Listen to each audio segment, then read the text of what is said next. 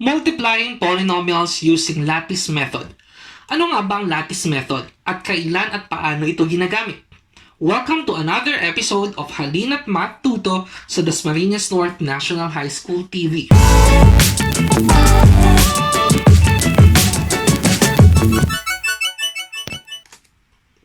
Let's have a more specific example. Find the polynomial equation with integral coefficients that has roots 1, 2, and negative 3. In this example, binigay ang roots ng isang polynomial equation at ang hinahanap ay yung equation na magsasatisfy sa roots na 1, 2, and negative 3. Una sa lahat, kailangan muna nating hanapin ang equivalent na factored form ng bawat roots na binigay. Let's have the first root, which is 1. Ang kanyang factored form ay x minus 1. Ang 2 naman ay may factored form na x minus 2. At ang negative 3 ay may factored form na x plus 3. Usually, ang palatandaan lang natin dyan ay iniiba natin ang sign ng roots para makuha ang factors. Positive 1, that will become negative 1, 2 to negative 2, and negative 3 naging plus 3. Now, since alam na natin ang mga factors ng ating polynomial equation, kailangan lang natin silang i-multiply isa-isa at ang ating resulting product ay ang ating polynomial equation. Marami pong method ng pag-multiply ng factors or yung mga binomials na binigay natin. So, usually, gumagamit tayo ng FOIL method. Nagpa-partner tayo ng kahit na anong dalawang factors. Ginagamitan natin ng FOIL method. And then, yung naiiwang factor, yung pangatlo, ay gumagamit naman tayo ng distributive property. Tapos, sinisimplify natin. Tapos, yung final answer ay yun na ang pinaka-polynomial. Ngayon po, ang problema lang doon sa method na yun ay minsan ay may mga nakakaligtaan tayong sign, may mga hindi tayo nakikitang numbers or nagkakamali tayo ng multiply that will lead to a wrong final answer. So yung sinasabi ko nga kanina, kailangan natin mag-partner ng kahit na anong dalawa sa mga factors na tatlong to, tapos gagamitan natin ng tinatawag na FOIL method. So dito, ang pinagsama ko ay si x minus 1 at saka si x minus 2. So, using FOIL method, F stands for first, x times x. And then O is the outside, the outer, x times negative 2. I stands for inside or inner part, negative 1 times x. And then L is the last, negative 1 times negative 2. So, simplifying it, ang ating magiging sagot ay x squared minus 3x plus 2. And then, yung isang factor na hindi natin ginamit, which is x plus 3, ay i-multiply din natin doon sa naging sagot natin sa FOIL method. Using distributive property naman. Multiply natin isa-isa si x squared kay x at kay 3. Tapos si negative 3x kay x at kay positive 3. Tapos i-multiply nyo din si 2 kay x at kay 2 times 3. Tapos i-simplify nyo yun. Ang ating magiging final answer ay x cubed minus 7x plus 6 equals 0. Ito po yung usual method na ginagawa natin. Pero what is lattice method? Pwede din siyang magamit para makuha yung pinaka-polynomial equation natin. Itong lattice method ay tinatawag ding box method. Paano ba ito ginagamit? Let's have this illustration. Okay. Gamitin na rin po natin yung example na binigay kanina. Find the polynomial equation with integral coefficients that has roots 1, 2, and negative 3. Ganun po ulit ang una natin gagawin. Hahanapin muna natin ang factored form na equivalent sa ating mga roots na binigay. So, ang roots po at zeros ay parehas lamang. So, 1, ang equivalent factored form niya ay x minus 1. Ang 2 ay x minus 2. Ang negative 3 ay x plus 3. Iniiba lang po natin ulit ang kanilang mga sign. Next, ang gagawin natin ay hahanap ulit tayo ng dalawang factored form na pagpapartnerin natin. Usually, ang ginagamit ay yung unang dalawa, x minus 1 at x minus 2. At yung pangatlo ay isa-set aside muna natin siya. Next natin gagawin ay kukunin natin ang numerical coefficients ng bawat binomial. Yung x minus 1, isusulat lang natin sa gilid yung mga numerical coefficients niya. Si x, automatic, ang kanyang numerical coefficient ay 1. Di ba kapag wala pong katabing number, ang variable, automatic 1. Tapos, ang isa naman, ang constant niya ay negative 1. Sulat lang natin sa gilid.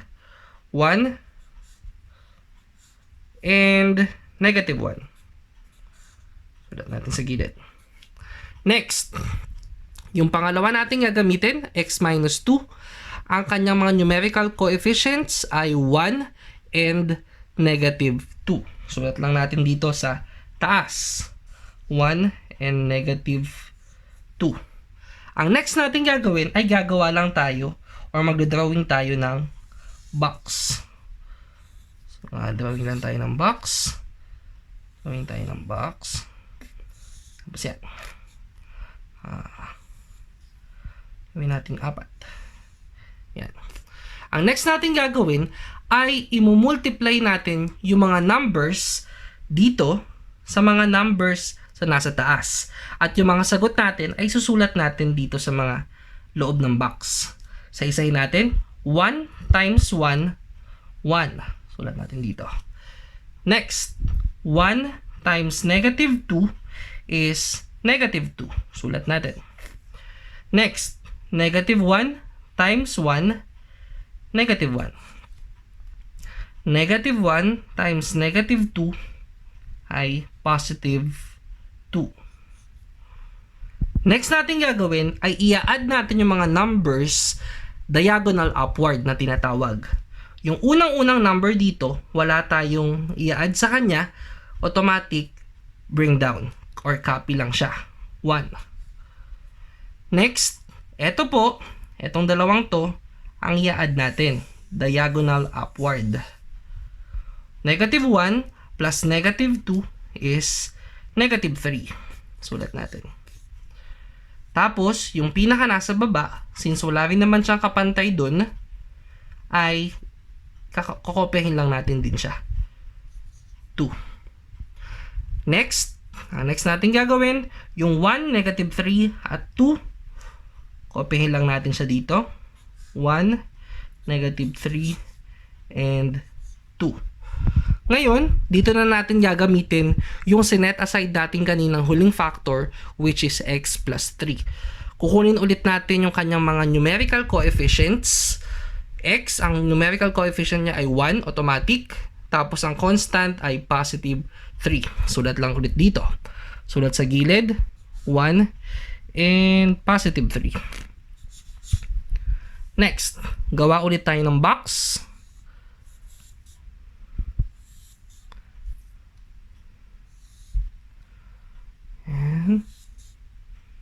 Yan. Tapos, imumultiply lang natin ulit sila. Tapos, yung sagot ay ilalagay natin dito sa mga loob ng box. 1 times 1 is 1. 1 times negative 3, negative 3. 1 times 2 is 2. 3 times 1, 3. 3 times negative 3, negative 9. 3 times 2, 6. Tapos, i-add lang ulit natin sila diagonal upward. Si 1, yung wala ulit siyang kapartner, susulat lang ulit natin siya, yung unang-unang number. Next, ito ang i-add natin. At ito. 3 plus negative 3 is 0. Sulat natin 0. And negative 9 plus 2, negative 7. 6, wala ulit siyang kapartner. Kopyahin lang ulit siya. So usually, yung pinakataas dito at yung pinakamaba dito, wala tayong pinapartner sa kanila. Kopyahin lang sila palagi. Kagaya ng ginawa natin sa taas kanina. Yung nandito at yung nandito, kopyahin lang. Tapos yung may kadiagonal, yun ang pinagsasama natin. Kagaya dito, ito may kadiagonal. Yan ang pinagsama natin. Tapos ito. Next, for the final answer, dito na po tayo magbe-base. Lalagyan na natin siya ng variables. X po ang ating ginamit, pero pwede naman tayong gumamit ng kahit na anong variable. But this time, X muna ang gagamitin natin. So, etong mga to, ay lalagyan natin siya ng mga variables na decreasing order. Depende sa ating bilang ng factored form. Ang ating factored forms ay 3. Ibig sabihin po, ang ating polynomial ay may highest degree na 3. Ibig sabihin, ang ating polynomial ay isang cubic polynomial. Okay po. So, etong 1 na to ay lalagyan lang natin ng 1x cubed pababa plus 0x squared minus 7x plus 6 ang ating constant. Simplify lang natin, tatanggalin natin yung 1 dun kasi automatic naman kapag 1 hindi na nilalagay. So we have x cubed. Since 0 po ang ating x squared, kakancel natin siya. Hindi naman natin siya pwede ilagay na 0x squared. So bring down or copy negative 7x plus 6, dahil ang hinahanap natin ay polynomial equation equals 0. So, ang ating pinaka-polynomial equation ay x cubed minus 7x plus 6 equals 0. Ito ay kagaya din po ng ating sagot kanina sa ating ginamitan ng FOIL method at distributive property. Again, ulitin natin. Kapag may binigay na roots, ay hanapin muna ang kanilang equivalent factored form. Si 1, papalitan ng sign, negative 1. Si 2, papalitan ng sign, magiging negative 2. Si negative 3, papalitan ng sign, magiging positive 3. Tapos, yung unang dalawa, ang pagpaparterin muna natin.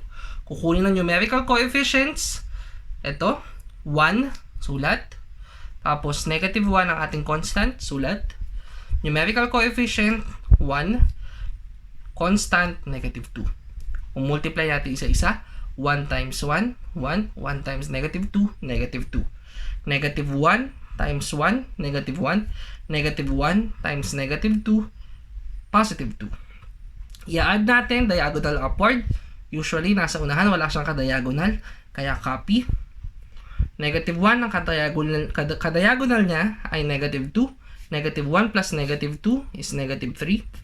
Tapos itong pinakababa, wala siyang kadiagonal, copy. Tapos yung tatlong yon, copyhin ulit. Tapos yung sinet aside natin kanina, yun ang next nating multiply sa kanya. Numerical coefficient nito ay 1, ang constant ay 3. Sulat dito. Tapos multiply ulit, isa-isa. 1 times 1 is 1. 1 times negative 3, negative 3. 1 times 2, 2. 3 times 1, 3. 3 times negative 3, negative 9. 3 times 2, 6. Tapos, add ulit natin, diagonal upward. Si 1, laging copy. Yung nasa taas. Next, itong kadiagonal niya. 3 plus negative 3, 0. Negative 9, ang kadiagonal niya ay 2. Negative 9 plus 2, negative 7. Copy 6. Tapos, lalagyan lang natin sila ng variables at exponents. Ang ating pong exponent ay depende kung ilan ang bilang ng ating factored form at ang ating roots. Since tatlo ang ating roots, tatlo ang ating factored form, ibig sabihin ang ating highest exponent ay 3. Pababa lang, 3, 2, 1, constant. Next, tatanggalin lang natin yung 1 kasi automatic may 1 naman. Simplify lang natin sila. So, ito, 0 naman siya, kaya tinanggal natin siya. Tapos, copy, negative 7x, copy, plus 6 equals 0. Let's have example number 2. Find the equation if the zeros are 1 and positive negative 2. Again, ang roots and zeros are the same. So, isa-isahin lang natin. Akala natin dalawa lang sila pero tatlo po yan. Kasi ang binigay dito sa pangalawa ay positive negative 2. So, ang ating mga zeros ay 1, 2, and negative 2. Hanapin yung factored form nila. Change the sign. X minus 1, x minus 2, x plus 2. Next step, pagka-partnerin natin yung unang dalawa. Tapos, isusulat natin yung kanilang mga numerical coefficients. Lalagay natin ng box. Numerical coefficient nito ay 1 and negative 1. Sulat, 1, negative 1. Ito naman, 1 and negative 2. Sulat, 1, negative 2. Tapos, drawing tayo ng box.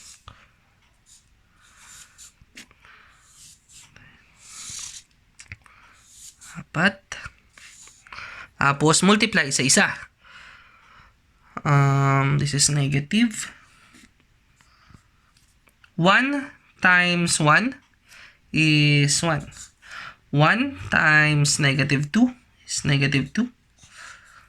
Negative 1 times 1 is negative 1. Negative 1 times negative 2 is positive 2. Tapos add natin, diagonal upward. Wala siyang kadiagonal, kaya copy.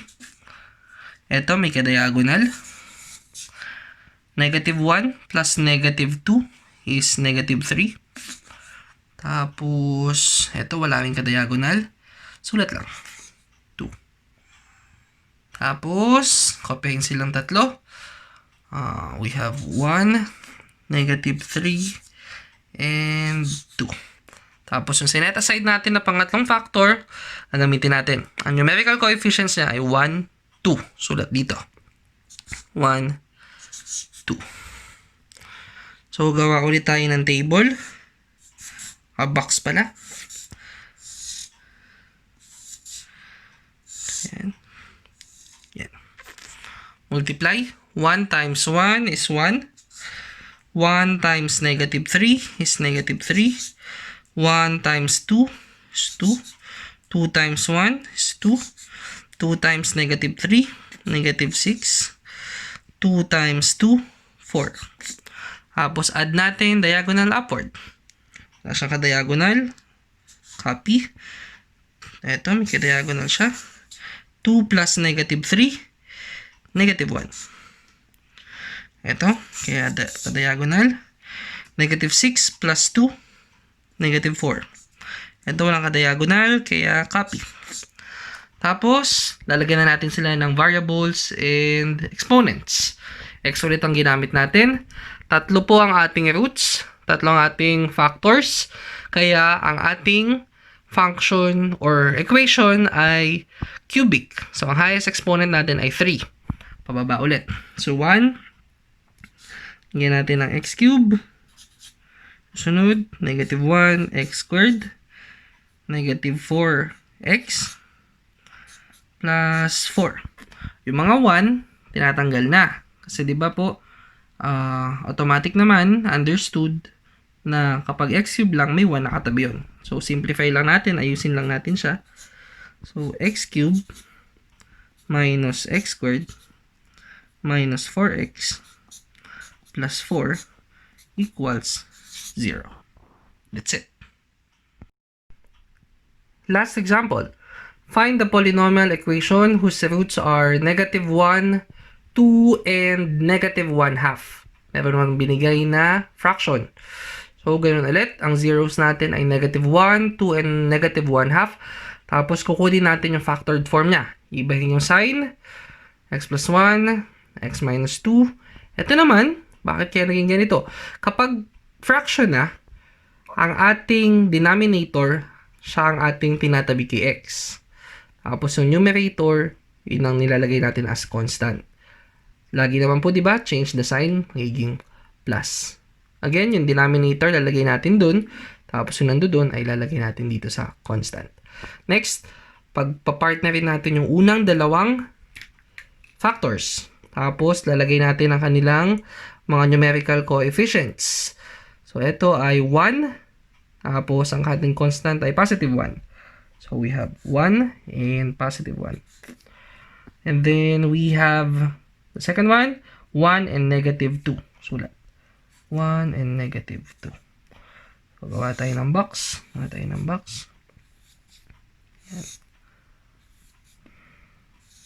Multiply. 1 times 1, 1. 1 times negative 2, negative 2. 1 times 1, 1. 1 times negative 2, negative 2. Tapos, add natin diagonal upward. Copy. Ito, may diagonal. 1 plus negative 2 is negative 1. This one is copy lang, negative 2. So, next. Copy natin sila. 1, negative 1, negative 2. And then, yung third natin, ang numerical coefficients ay 2 and 1. 2 and 1. Gawa tayo ng box. Yan. Okay. Multiply. 2 times 1 is 2. 2 times negative 2, 2 times negative 1 is negative 2. 2 times negative 2 is negative 4. 1 times 1 is 1. 1 times negative 1 is negative 1. 1 times negative 2 is negative 2. Tapos, add natin diagonal upward. Wala siyang ka-diagonal. 2. Itong dalawa. 1 plus negative 2 is negative 1. Itong dalawa. Negative 1 plus negative 4 is negative 5. And then, copy. Negative 2. Tapos, tatlo ulit ang ating factors. Depende yan sa factors natin. Depende rin yan sa ating roots nga. Tatlo. So, ang ating highest exponent ay 3. Ginamit natin ulit ay x. So, we have 2x cubed minus 1x squared minus 5x. Ating constant ay minus 2. Ayusin lang natin. Tanggalin yung mga 1. Tanggalin po ito. Kasi automatic 1 naman yun kapag x squared lang. So, we have 2x cubed minus x squared minus 5x minus 2 equals 0. And that's it. To sum it up, to determine the polynomial equation with integral coefficients when roots are given, first, write the roots in factored form and multiply. Use FOIL method and or distributive property or multiplication using lattice method or any method kung saan kayo mapapadali. Don't forget to simplify and recheck your answers para maging tama ang inyong final answer.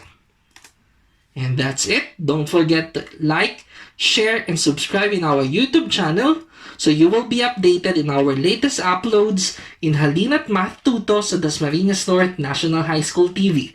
Thank you!